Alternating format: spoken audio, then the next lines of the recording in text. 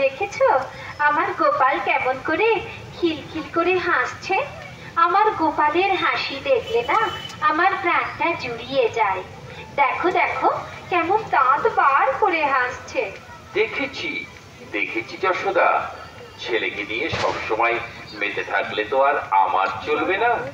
আমারও তো কত রকম কাজ রয়েছে, সেগুলো তো আমাকে করতে হবে নাকি? আমারও তো ইচ্ছে করে ছেলের সামনে সবসময় বসে থেকে ওকে আদর করি, চুমু খাই।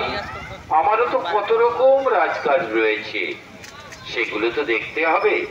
ঠিক আছে, তুমি ছেলেকে আদর করে এসো, আর আমি আমার কাজে চললাম, কেমন? ঠিক আছে ঠিক আছে মহারাজ, আপনি যান, আমিও আসছি, আমারও অনেক কাজ পড়ে রয়েছে। এই দুষ্টু ছেলে, তুমি এখানে দোলনায় বসে মনের সুখে খেলা করো, আমি আমার কাজে যাচ্ছি, কেমন? কোনো দুষ্টুমি করো না কিন্তু।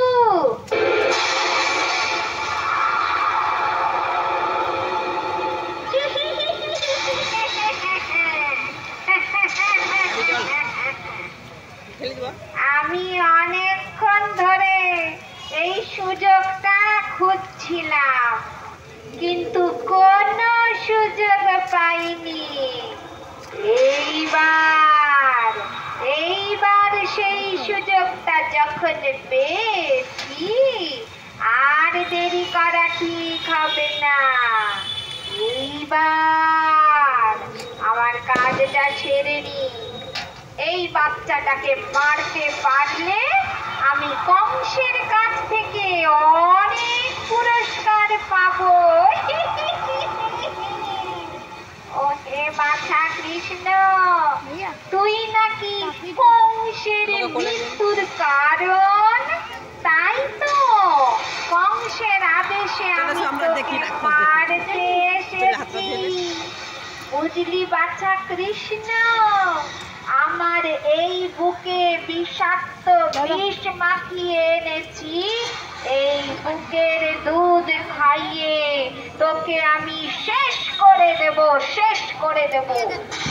না, দোলনাটা নিয়ে একটু আড়ালে যাই, না হলে কেউ দেখে ফেলবে।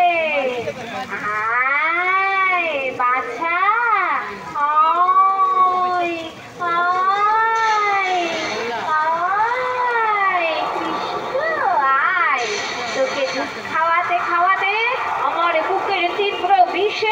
তুই চলে পুড়ে শেষ হয়ে যাবি, আর রাজা কংস আমাকে পুরস্কার দেবে, পুরস্কার দেবে।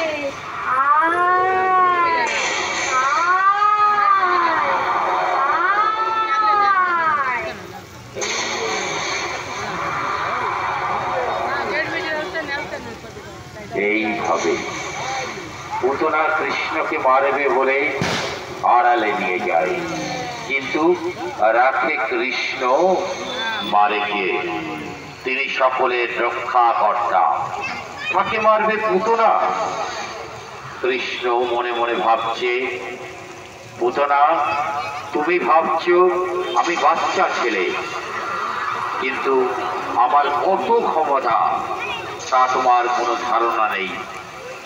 তুমি আজকে আমার হাতে বিনাশ হবে, তুমি তো সেটা জানো না পুতনা। তবে দেখো পুতনা, আমার কত শক্তি, আমার কত ক্ষমতা।